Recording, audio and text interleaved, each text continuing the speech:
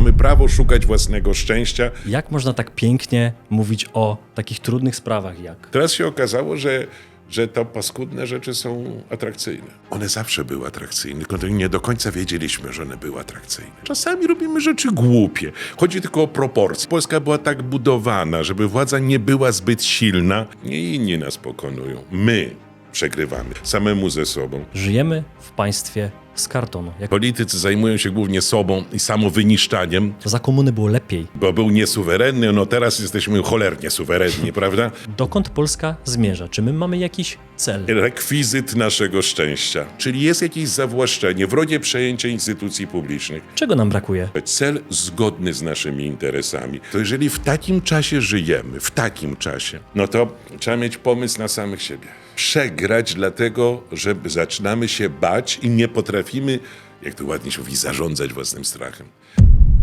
Poznaj partnera naszego kanału, Slawito. Suplementy diety dla całej rodziny. Link do naszego partnera znajdziesz w opisie pod filmem.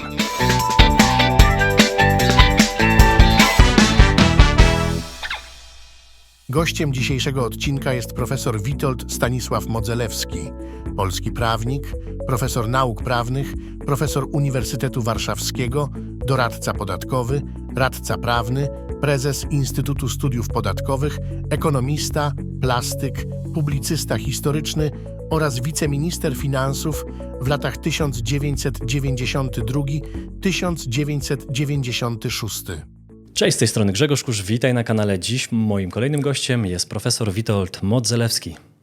Dzień dobry panu, dzień dobry państwu. Dla mnie to ogromna przyjemność gościć pana w studiu w Warszawie. Dziękuję, że pan znalazł czas. Z tego co wiem, ma pan dzisiaj obrony studenckie magistrów, więc dziękuję za to, że możemy tutaj nagrywać. Bardzo dziękuję za zaproszenie, jestem zaszczycony. Wie pan, jakie mam pierwsze skojarzenie?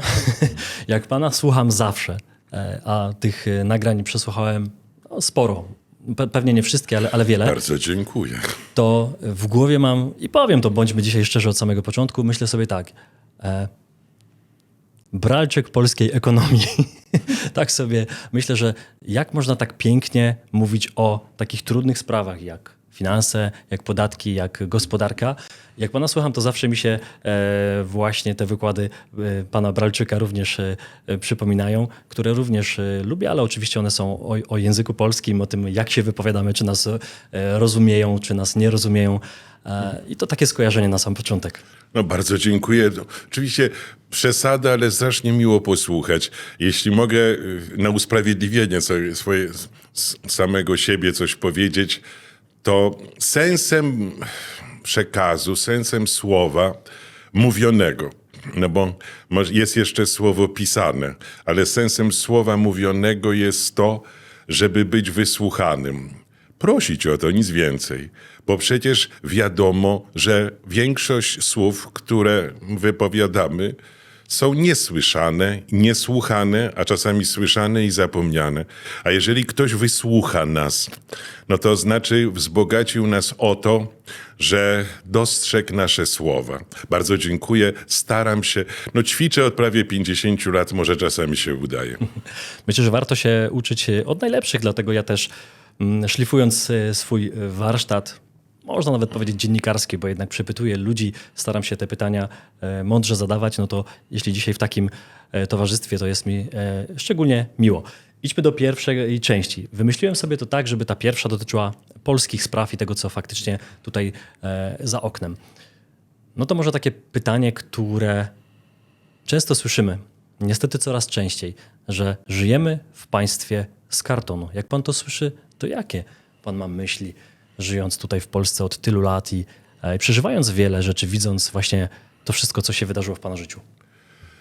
Po pierwsze, słowo jest okrutne, ale przekazujące nam jakąś taką szyderczą diagnozę, bo już na pewno nie ironiczną.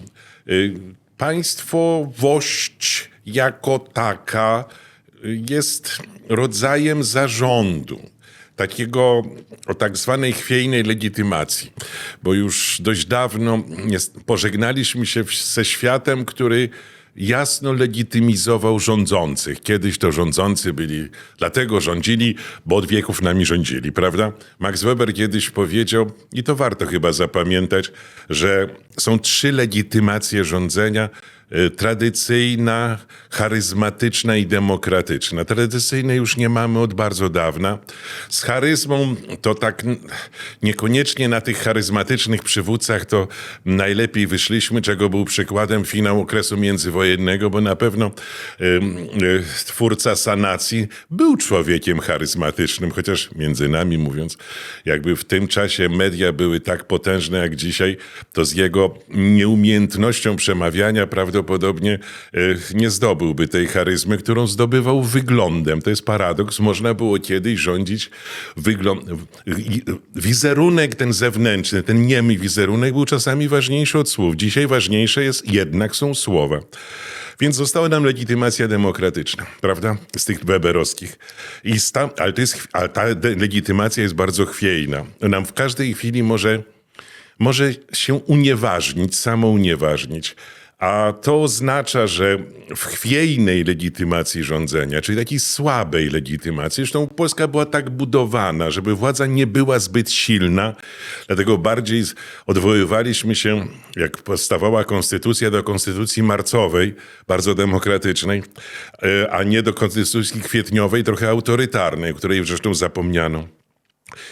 I to wszystko powoduje, że trudniej jest tworzyć trwałe struktury. Bo to na pewno teraz użyję takich słów, które są być może dla nas wszystkich bardzo proste i czytelne. Żeby takim ogromnym przedsięwzięciem organizacyjnym zarządzać, to trzeba mieć trwałe, lojalne, kompetentne i sterowalne struktury zarządcze. Od administracji publicznej, samorządowej, wymiaru sprawiedliwości. To wszystko wymaga zaangażowania ogromnych zespołów ludzkich, a tymi zespołami w środku trzeba jeszcze umieć zarządzać.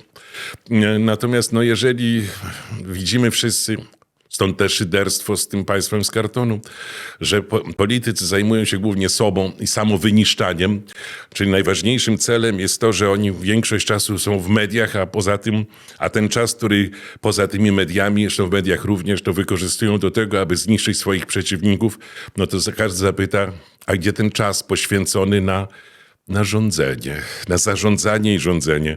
No i stąd taki apel, może taki trochę banalny i prościutki.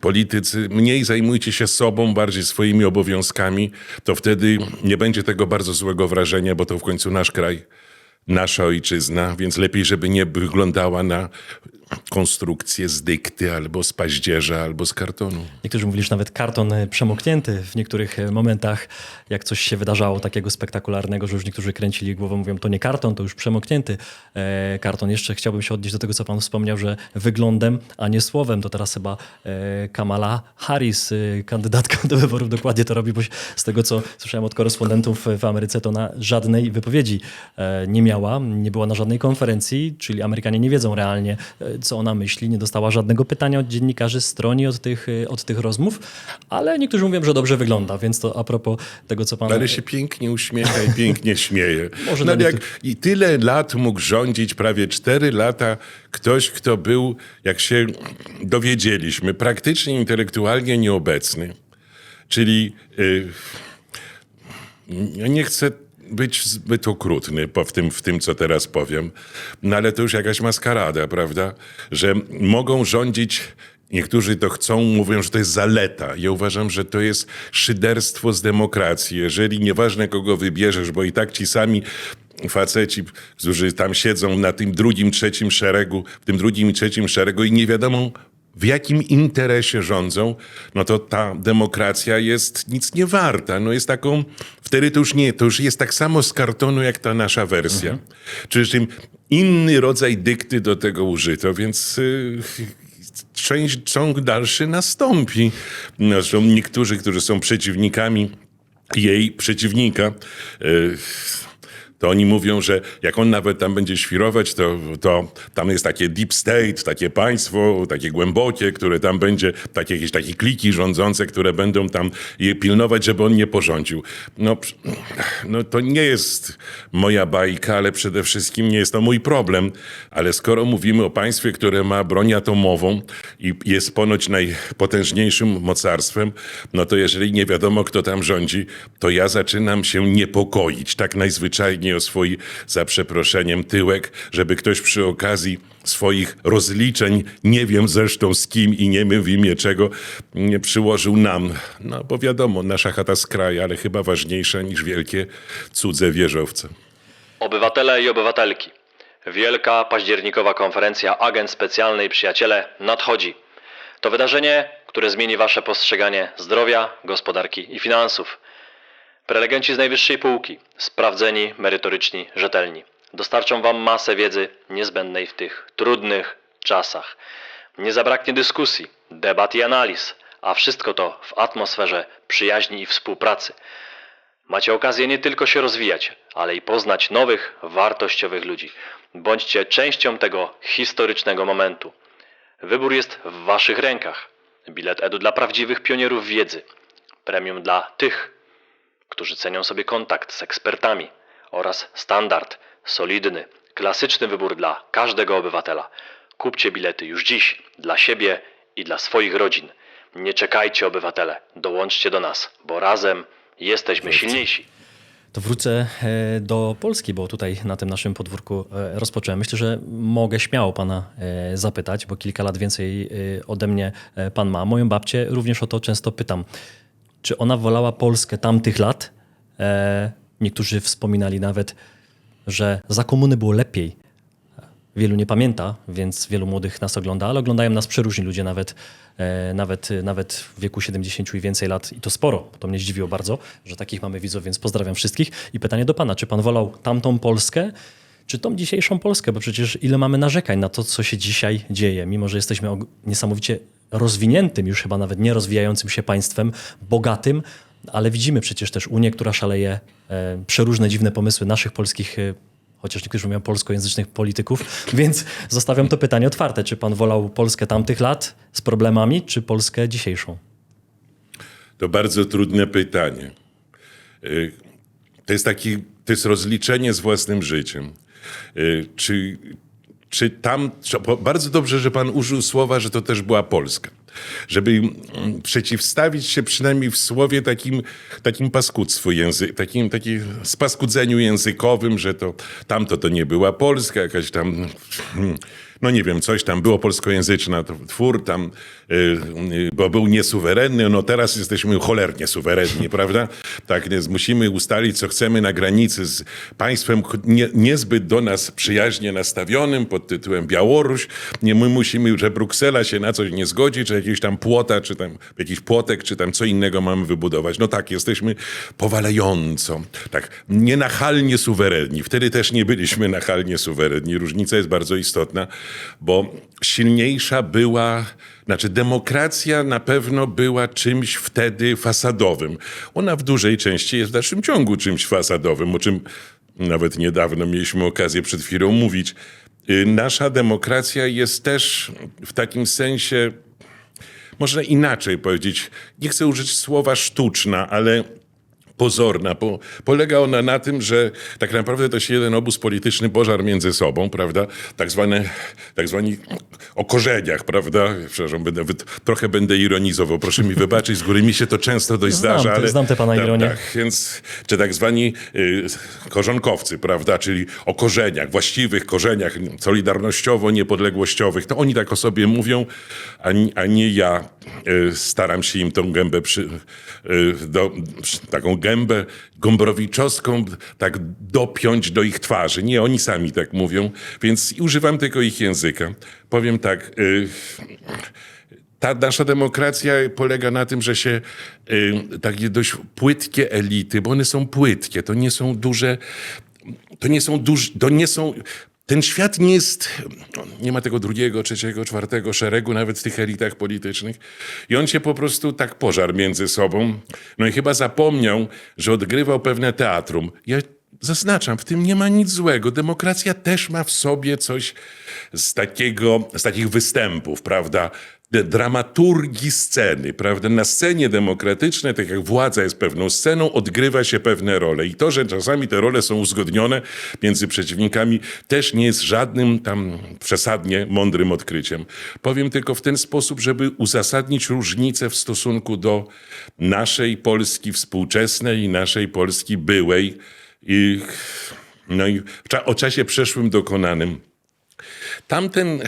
Tamten czas był... Znaczy, pewne rzeczy za nas rozwiązano. Znaczy, nam się tak wydawało, że te rzeczy rozwiązano, niezależnie od tego, w jakim zakresie byliśmy ich przeciwnikami, czy nawet, a byli tacy, pamiętajmy, którzy bardzo głęboko utożsamiali się z tamtą Polską i na przykład urozumieli realia. To było takie piękne słowo, które jakby je użyć współcześnie. Dzisiaj nieważne słowo, albo inaczej. Dzisiaj oczywiste, bo dzisiaj trzeba wiedzieć, gdzie żyjemy. Jesteśmy w Europie, prawda? No jak w Europie, no to musimy tam z Europą wszystko uzgadniać, prawda? Wtedy to jest pozorom bardzo podobne do tego, co było wtedy. A wtedy trzeba było, tam wiadomo, był Związek Radziecki, prawda? Przedmiot naszych żartów codziennych, prawda?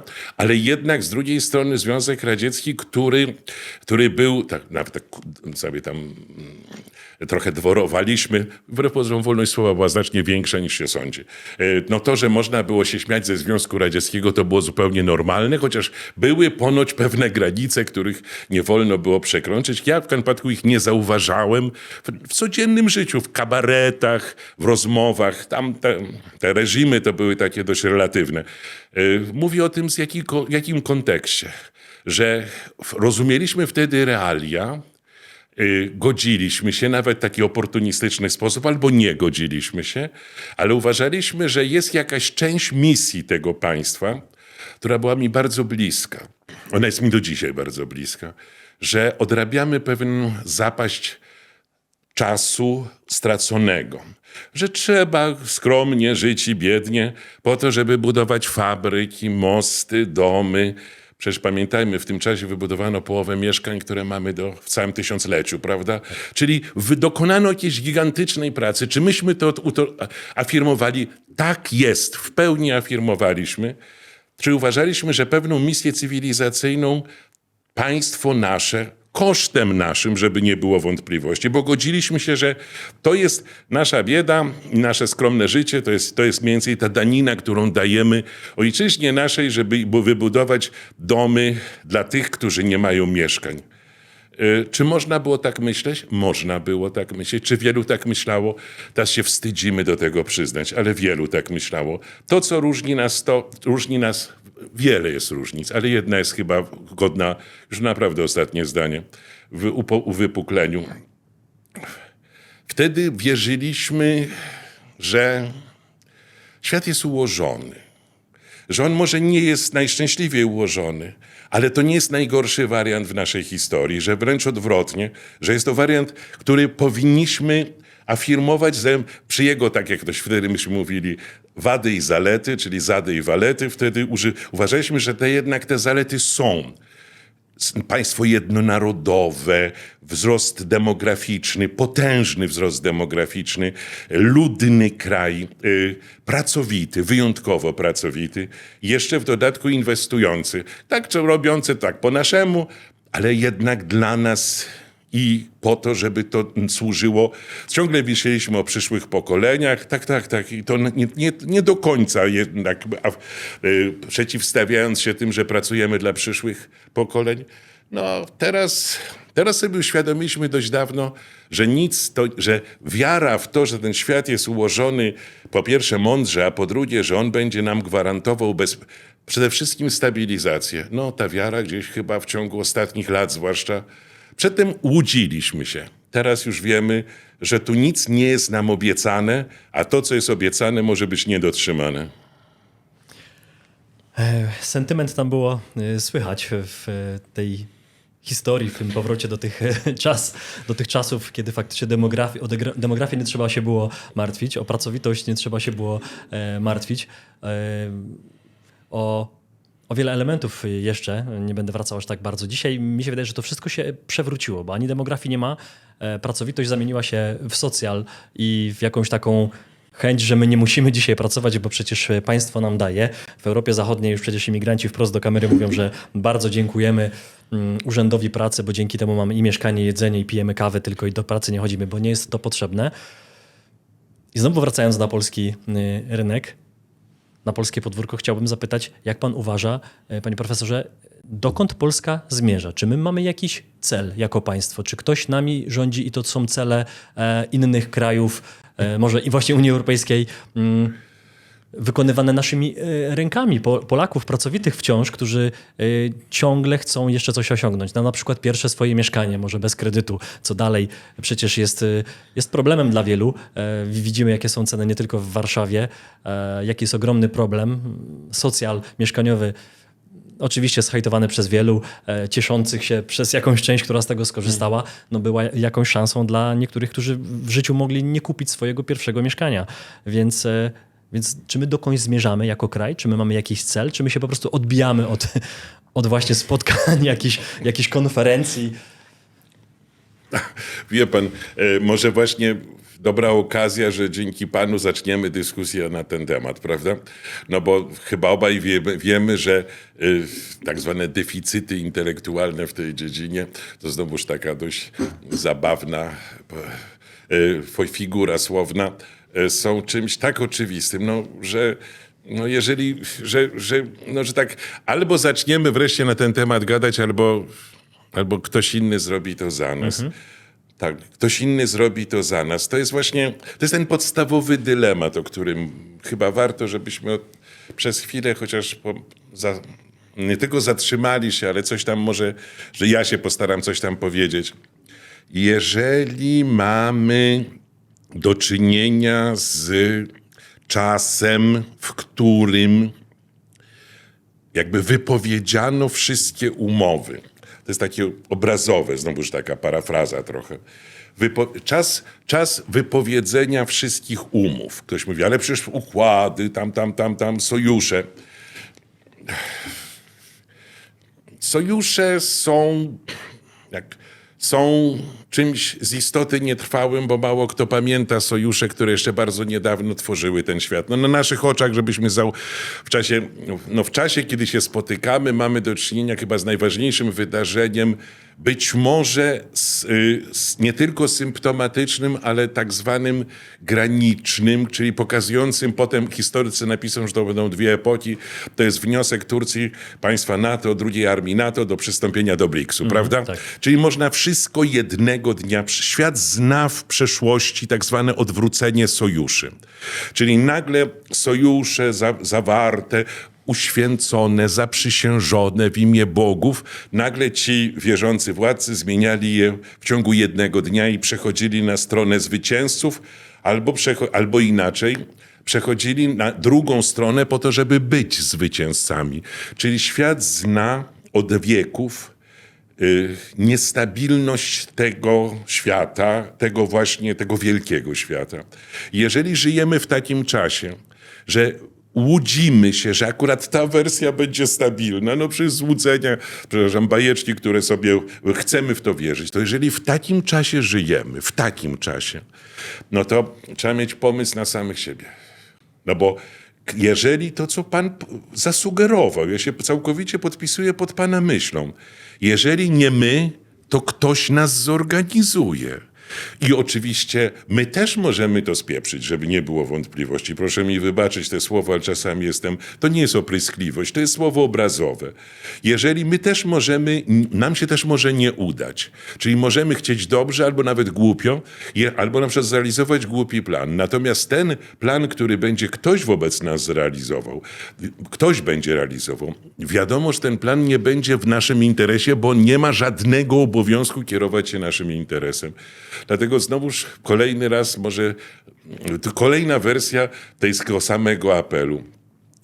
Jeżeli politycy nie mają czasu, a wiem, że nie mają czasu, bo muszą biegać po mediach, muszą się zajmować wyniszczaniem przeciwnika, a najczęściej jeszcze wyniszczaniem we własnym gronie, to może powinniśmy powiedzieć: politycy drodzy, powołajcie Centrum Studiów Strategicznych, złożone z lojalnych, dobrze opłacanych, bo to bardzo ważne, żeby nie chałturzyli po drodze, specjalistów, którzy przedstawią warianty strategiczne naszego kraju, te cele, dokąd zmierzamy. I a potem poddajcie to pod osąd swój, a potem nas wszystkich i wybierzmy ten cel. Bo jeżeli celem polityki jest integracja na przykład europejska, dam taki bardzo prosty przykład, a nie mamy pewności, jak ta organizacja będzie ewoluować, to znaczy, ja nie jestem przeciwnikiem Unii Europejskiej, żeby nie było, tylko jestem przeciwnikiem wszelkich patologii, a zwłaszcza zawłaszczeń, tego wrogiego przejęcia instytucji publicznych.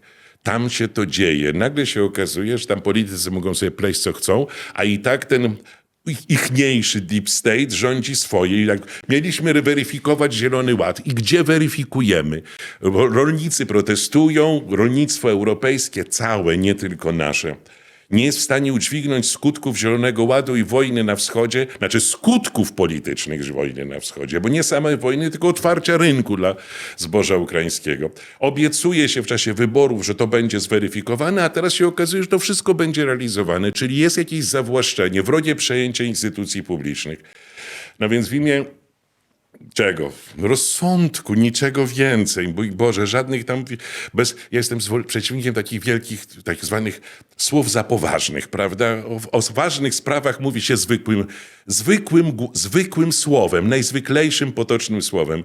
W imię naszego takiego Pana, nas zwykłych ludzi, w imię naszego życia, usiądźmy nad tym, aby wymyśleć cel, do którego mamy zmierzać. Cel zgodny z naszymi interesami. Bo najpierw trzeba wiedzieć, jakie są te nasze interesy, a to wcale nie takie proste.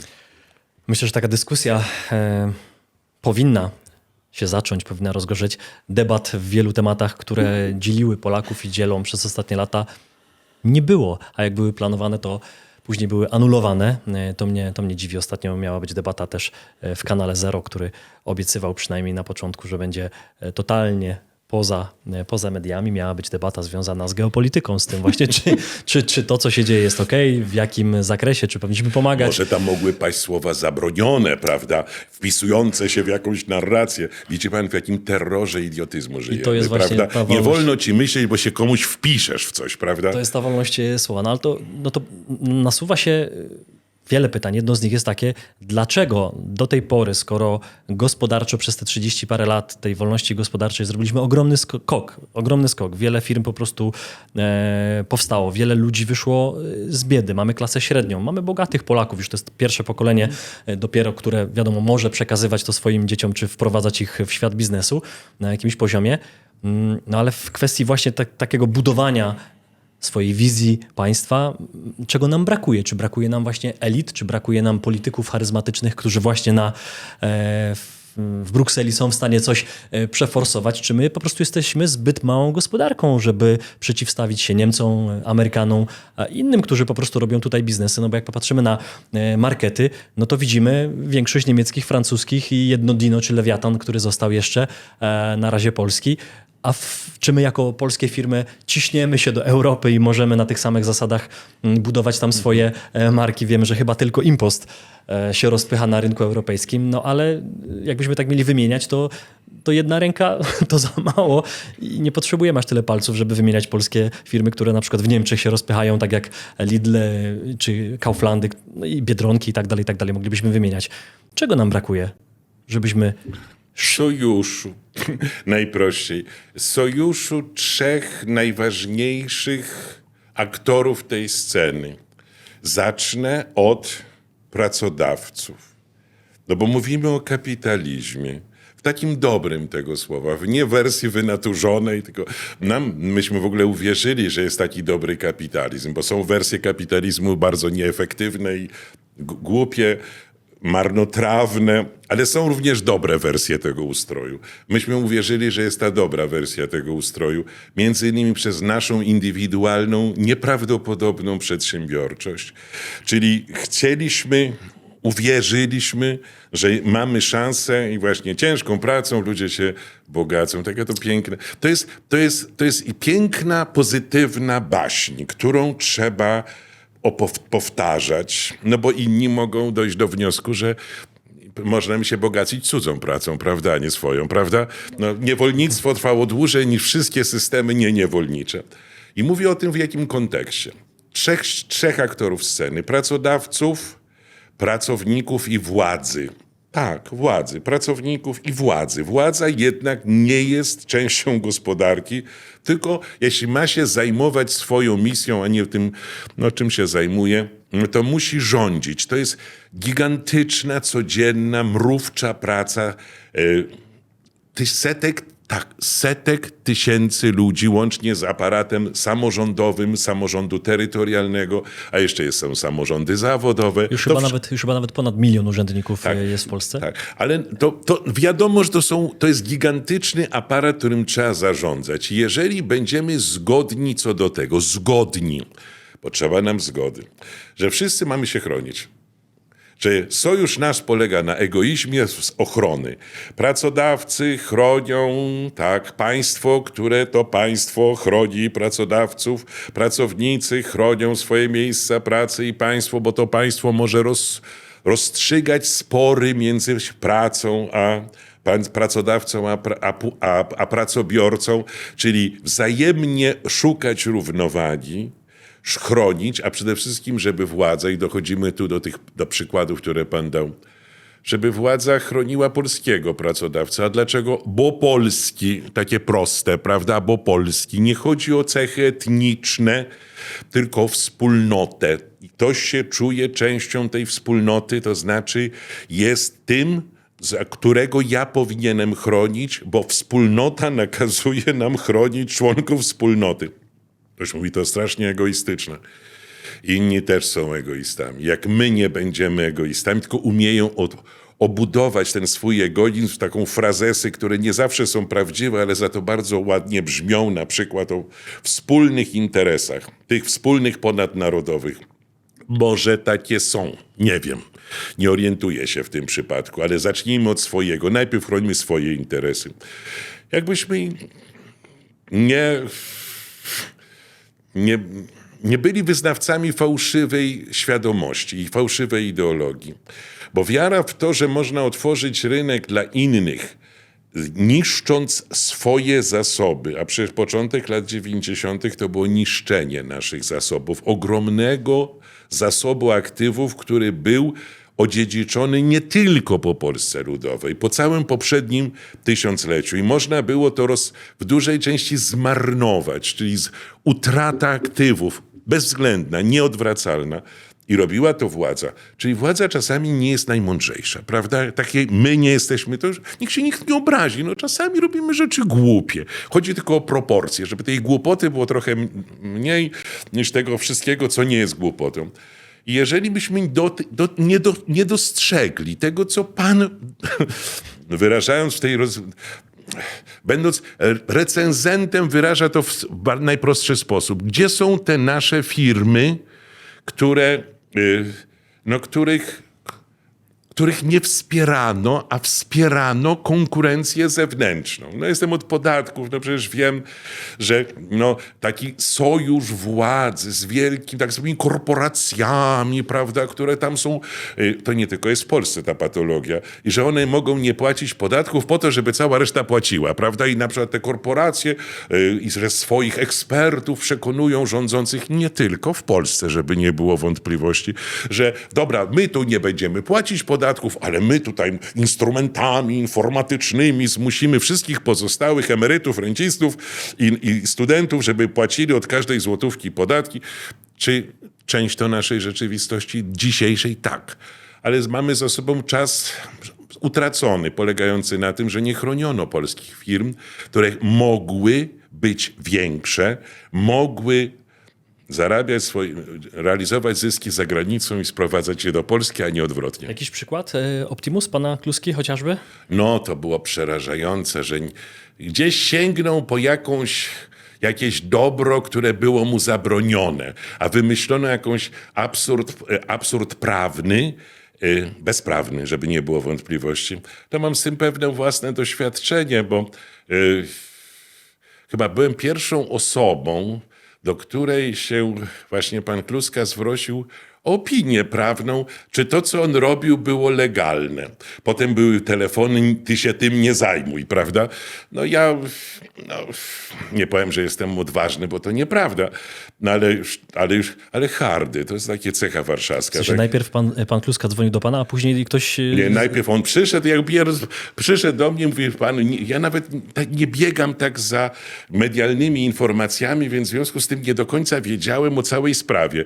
Ale że pan mnie przyjął, jestem zaszczycony, jestem każdy, kto przychodzi po poradę, to ja jestem dla niego, to jest mój zawód, mam ją wykonywać, nie mam prawa selekcjonować. No i potem powiedziałem, no oczywiście, że zbadam, no, czy to, co pan robił, było legalne? Tak, było legalne, ale zanim to udzieliłem do odpowiedzi, to mi dobrze radzono, żebyśmy się, po której stronie się tam stajesz. Ja mówię, po stronie prawa, proste, prawda? Prawa, tak, bo tu chodziło o prawo podatkowe, więc no, był to bardzo zły sygnał. Jaki był mechanizm tego zła, które wtedy wyrządzono? Nie wiem, ale dobrze by było, żeby dziennikarze, zwłaszcza tego pokolenia, które się już nie boi przeszłości, bo ci, którzy wtedy żyli, mogą się bać prawdy o tamtym czasie, ale jeżeli są ci, którzy powiedzieli, dobra, ja wyjaśnię, ten grzech pierworodny III RP, bo to był grzech pierworodny III RP, to byśmy się wiele nauczyli o naszej przeszłości, wiadomo, nieodwracalnej, ale byśmy byli mądrzejsi, a warto być mądrzejszym. Myślę, że dla tych, którzy nie znają, to szczególnie dla młodego pokolenia historii pana Romana Kluski, firmy Optimus, która dostawała propozycję, żeby komputery sprzedawać do Microsoftu, do tego Microsoftu, i Microsoft chciał przyklejać swoje metki na polskie komputery, na co się polska firma nie zgadzała, bo nie musiała, bo miała tyle odbiorców, zarabiała takie pieniądze. Polscy pracownicy w tej firmie mieli warunki wybitne, nie musieli do Stanów wyjeżdżać. Miałem okazję rozmawiać z panem Romanem. Niestety jeszcze nie na żywo, na razie tylko mailowo, być może się to kiedyś uda. To polecam wszystkim tym, którzy nie znają tej historii, film, który został nagrany. Film nazywa się Układ Zamknięty, jak dobrze pamiętam. Nagrany nie tak dawno temu, więc można troszkę wyczuć ten klimat, który wtedy się dział. To trochę przelecę do dzisiejszych czasów. Jest pan dzisiaj wykładowcą na uczelni. W Uniwersytecie Warszawskim. Dokładnie Od tak. początku swojej pracy zawodowej. Dokładnie tak. I spotyka pan się tam z młodymi Polakami, ale nie tylko, no bo wiadomo, że są tutaj ludzie z całego świata, ale mówię o tych ludziach, o Polakach, którzy tu zostaną albo nie, w jakiejś części na pewno. Jacy to są ludzie? Jaka Polska przed nami? Jak pan rozmawia, jak pan studiuje z nimi, widzi, jak oni myślą, no bo to jest inne pokolenie, które urodziło się w czasach, niektórzy mówią w czasach Wi-Fi, że nie pytano, czy jest internet, tylko jak szybki. Więc to są zupełnie inni ludzie niż ja, no bo ja mam już prawie 2 razy więcej lat niż 20-latkowie, więc też mówię jako były student, że wtedy też, jak ja studiowałem w Katowicach, były zupełnie inne czasy. To się zmieniło niesamowicie. Dzisiaj 1 tydzień zmienia niesamowicie bardzo dużo, więc tak zapytam, jaka Polska czeka nas, kiedy pan widzi tych studentów aktualnych? Myślę, że to, czego brakuje, to poczucia pewności. Takiej zadziornej odwagi, którą ja staram się przekazać, nie bać się, że pierwszym przykazaniem podstawowym życia jest to, żeby opanować swoje lęki, które są. One są częścią codzienności, chwili nawet takiej, że boimy się, że kogoś zraniliśmy, boimy się, że ktoś nas zrani. Nie podejmujemy z kimś rozmowy, bo może będzie to zbyt wielką traumą. Niczym się nie różnimy między nami, naszym pokoleniem, a 20-latkami, a potem jak się czasami przeczyta o ludziach na przykład z okresów wojen peloponeskich. Tak, tak. Kiedy się Grecja sama wyniszczyła w głupich, idiotycznych wojnach wewnętrznych, już nigdy nie powstała z tego. Ci ludzie byli bardzo podobni do nas. Też pełni takich... Jakby to nazwać, bo to są bardzo trudne słowa. Powiem najprościej. Oni wtedy byli czasami za odważni. Sądzili, że odwaga, a to był etos bycia odważnym. Czyli etos... Wydawałoby się, że ta odwaga coś gwarantuje. Ona może gwarantować również katastrofę. Wyniszczyły się pokolenia ludzi. Wyniszczyły się. I można było w imię odwagi wyniszczyć się wzajemnie. Tak samo można bez tej odwagi przegrać, dlatego że zaczynamy się bać i nie potrafimy, jak to ładnie się mówi, zarządzać własnym strachem. I to, czego brakuje, to jest... to staram się przekazać, nie wiem, czy mi się to udaje, że trzeba, żeby nie dla mnie, nie dla spraw wielkich, bo to też jest ważne, żeby to było dla spraw wielkich, ale dla zwykłego życia, szczęścia zwykłego. Mamy prawo szukać własnego szczęścia, żeby to szczęście może znaleźć w jakimś chwili, chociaż chwilę tego szczęścia, trzeba umieć pokonać własne obawy, a przede wszystkim demony, które są w nas. I ja widzę, że czym się różnimy. Nas trochę twardziej wychowywano. Tak, przepraszam, ten tak zwane 4 litery to myśmy częściej dostawali. Jak pamiętam moich profesorów, kiedy mnie przyjmowano tam do pracy na uniwersytecie, to tam nikt nas nie oszczędzał. To tam słowa to były ciężkie. Oczywiście nie te z serii wulgarnych, nie. Ale ten twardy osąd, bezwzględny twardy osąd był codziennością. Pamiętam, kiedy przyniosłem artykuł swój tam przemyślany, no to siedzi profesor, czyta, to mówi, no to kolego, to wy maturę, to wy macie, bo to nie widać kolego, tu trzeba by się maturę. Więc no wiadomo, przeżywaliśmy to strasznie, ale z drugiej strony wiedzieliśmy, że trzeba sobie, wiedzieliśmy tak apriorycznie, że trzeba sobie zdać z tym radę. Masz dostać w tyłek, ale weź to na klatę po to, żebyś dał sobie z tym radę. Nie inni nas pokonują. My przegrywamy samemu ze sobą.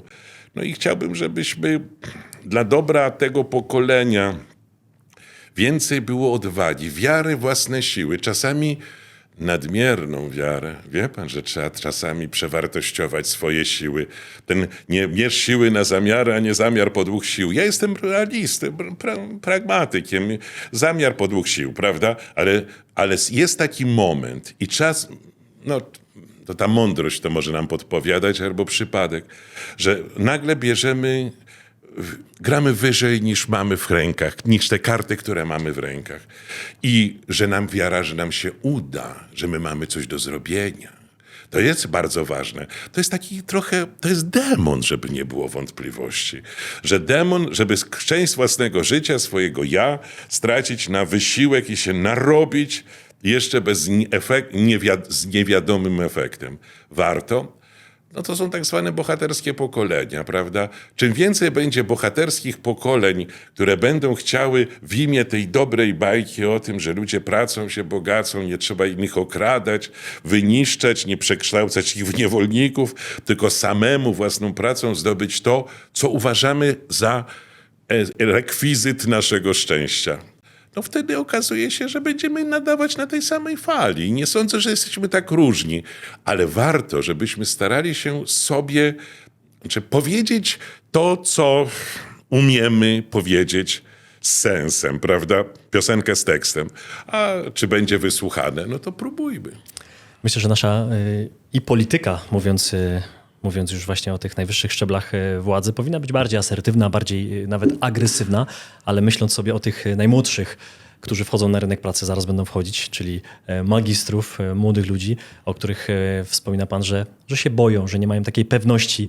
Zastanawiam się, czy to właśnie te dobre czasy sprawiły, że te dzieciaki nie miały aż tyle wyzwań, że właśnie, że stracił się też szacunek do nauczyciela, do pedagoga, do rodzica, również przez internet, bo kiedyś to, co pan wspominał, ja też to pamiętam, że był szacunek do kogoś, kto ma wiedzę, kto ma władzę, również przecież siedzący profesor na uczelni, no to po prostu miał nie tylko wiedzę, ale miał też władzę i my wiedzieliśmy, że nie wiemy jeszcze jak, ale my musimy zdać ten egzamin i nie możemy powiedzieć, w zasadzie nie wypada, bo przecież byśmy wylecieli z hukiem z tych studiów pewnie w ciągu kilku minut.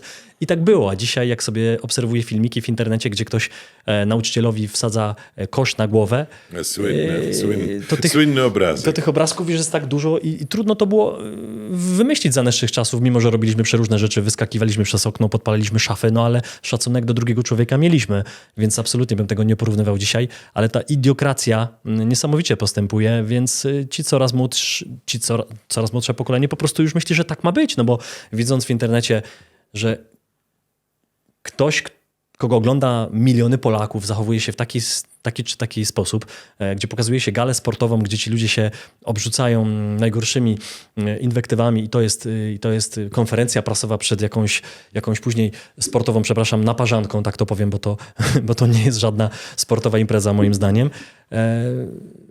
No właśnie, jak pan to obserwuje, to co pan sobie myśli, dokąd my idziemy? Jeszcze dopowiem i nagle papież Franciszek mówi, jeśli nie przyjmiecie imigrantów, to popełniacie grzech ciężki. Więc to wymieszanie w ogóle tych kultur i tego braku takiej kultury, którą ja znam z domu, pan niewątpliwie też zna, to dokąd my idziemy jako kraj, jako społeczeństwo? Zapomnieliśmy jednak, tak twardo powiem, zapomnieliśmy o tym, że wszystkie dobre wzorce trzeba pielęgnować i chronić. Ja też jestem zwolennikiem konfrontacji dobra ze złem, żeby ono się konfrontowało dobrym wzorcem ze złym wzorcem, po to, żeby chociażby poznać, co jest owym złym wzorcem. Nieraz staram się przekonać, że kłamców warto słuchać, bo to jest test naszej przydatności intelektualnej. Tak. Nie wprowadzajmy cenzury dla kłamstwa. Zresztą to jest w ogóle bajeczka, że można zabronić komuś kłamać. Do istoty teraz już moja ironia będzie już bardzo trudna, prawda? Mam nadzieję, że zostanie mam nadzieję, że dobrze zrozumiana, że istotą wolności jest również kłamstwo. Niestety, pamiętajmy, że ten, kto mówi, że wolność od prawdy jest częścią naszej osobowości, częścią przeszłości, nie tylko tej bajkowej dobrej, ale też tej przeszłości złej, którą wolimy nie pamiętać. Mówię o tym w kontekście pana pytania oczywistego. Dlaczego tak się stało? Dlaczego trochę sobie biadolimy? Zasadnie, bo zapomnieliśmy o tym, że zły przykład, a dla nas przykład jest ważniejszy niż słowo, stał się zbyt widoczny. Kiedyś nie był tak widoczny i nie był tak atrakcyjny. Zawsze był. Władza też zapomniała o tym, że musi przyświecać przykładem. Tak, władzy przystoi powaga. Za tą powagą niektórzy twierdzą, że kryje się mądrość, ale kiedy władza pajacuje i nie budzi szacunku, tego domniemanego szacunku, to jest nie tylko o Polsce, żeby nie było wątpliwości, że tam u nas jest źle, a gdzie indziej jest dobrze. Kiedyś była cenzura estetyczna, prawda?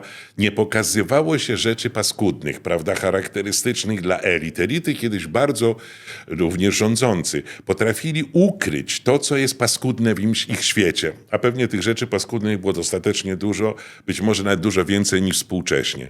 Ale działała negatywna, już wcale nie chcę jej przywrócenia, ani przez chwilę, ale działała rodzaj estetycznej cenzury, rzeczy odrażających. To sztuka jest rzeczą tu bardzo ważną, podpowiadającą.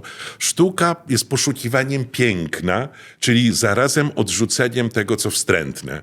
Czyli to jest ważne, żebyśmy, chociaż to, co jest wstrętne, jest częścią naszej świadomości, naszej estetyki, ale szukamy poszukiwanie piękna. W związku z tym chcemy wyprowadzić, a najlepiej odwrócić się od rzeczy paskudnych. Teraz się okazało, że te paskudne rzeczy są atrakcyjne. Prawda? One zawsze były atrakcyjne, tylko nie do końca wiedzieliśmy, że one były atrakcyjne. I nagle świat zaczął, można powiedzieć, przecież to, co jest zabronione i wstrętne, okazuje się, że może być nie tylko atrakcyjne, Ale może być w tym ten haszysz, wie pan, że to jest to. To jest świat, którego ja jeszcze nie znam. A poza tym nie jest tak nudny, tak sztampowy, jak ten, do którego się przyzwyczailiśmy. To są trudne wybory, prawda? A jeszcze w dodatku wolność, no właśnie wolność, która czasami jest wolnością do kłamstwa, wolność do mówienia rzeczy podłych i nikczemnych. Do tej pory wiem, niektórzy się zastanawiali nad tym fenomenem, ale przecież ale myśmy do tej pory z tym fenomenem w takiej skali nie mieli do czynienia. Dopiero po raz pierwszy w zasadzie media społecznościowe dopiero otworzyły ten problem, bo już w tych mediach tradycyjnych to tam już jest ta poprawność, ta cenzura, prawda, to wszystko. I ten zdobył tamte media, tamten media, a ten zapłacił za dobry przekaz, prawda, Czyli nie ma żadnej cenzury, tylko jest korupcja. Wszystko, słowo też się sprzedaje, prawda? Czyli wszystko jest towarem łącznie z słowem i mediami.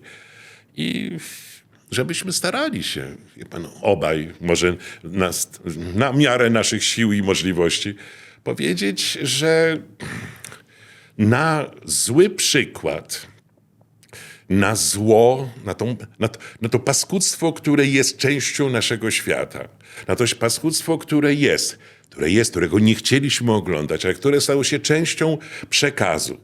Trzeba być uodpornionym, tak, trzeba umieć zmierzyć się, tak jak się uczę umieć zmierzyć z kłamstwem. Czy ten, kto mnie oszukuje, pokona mnie swoim kłamstwem, bo on ma więcej kart atutowych, bo oszukuje. Zawsze będę słabszy, kiedy nie będę oszukiwać. Kiedyś w jednym z filmów kapitalnych Jan Nowicki, genialny aktor, powiedział, że grał tam Schulera i powiedział, graliśmy uczciwie, ja oszukiwałem, ty oszukiwałeś, ja to robiłem lepiej. A my jeszcze jesteśmy w tej bajce, że my nie chcemy oszukiwać. I jeszcze mamy się zmierzyć z tym, którzy wie, że nie chcemy oszukiwać, ale będzie oszukiwać. Więc know-how, umiejętności, które trzeba wtedy mieć, żeby nie przegrać, bo jeszcze mamy nie przegrać. Bo wcale żadną satysfakcją jest to, że my w tym sporze z silniejszym przegramy, ponieważ byliśmy naiwni, za słabi na to, żeby wygrać w tym sporze. Więc mówię o tym w tym kontekście. Właśnie poszukujmy w jakiś sposób zmierzyć się z tym złym przykładem, ze złym słowem, nie ograniczając wolności, prawda? Jak się zmierzyć, żebyśmy nie byli głupsi, a w dodatku głupsi i przegrani. Piękne zakończenie, niestety. Zerkając na zegar, muszę to kontrolować, bo czas nas goni, albo po prostu jesteśmy w tym czasie i musimy dzisiaj zakończyć pierwszą część naszej rozmowy. Ja tu mam prezent, bo tyle ile możemy na swoim podwórku robić, to róbmy. Chociażby takimi nagraniami. My trochę robimy jeszcze więcej poza nagraniami. Stworzyliśmy pierwszą bezpłatną platformę edukacji finansowej w Polsce i też w tym temacie napisaliśmy książkę. Dokładnie nazywa się tak samo jak książka, czyli Metamorfoza finansowa. Wręczam to panu. Bardzo dziękuję. Panie profesorze, żeby pan się zapoznał w wolnej chwili, choć wiem, że ich jest mało. Dziękuję bardzo. Bardzo dziękuję. Ja tylko słowo, tak, pierwsza reakcja.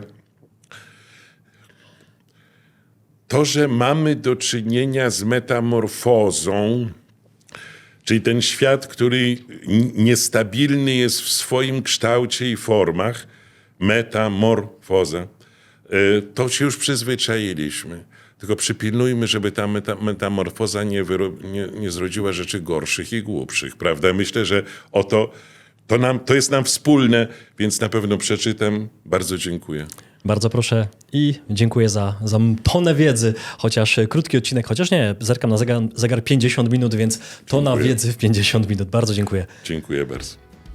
Dziękujemy, że byłeś z nami. Jeśli wciąż odczuwasz dreszcz emocji po naszym show, nie krępuj się pokazać nam tego palcem w górę i zasubskrybować kanał, abyś nie przegapił kolejnych filmów. Nie zapomnij też zanurzyć się w wcześniejszych odcinkach na naszym kanale lub posłuchać ich w formie podcastu. Do zobaczenia!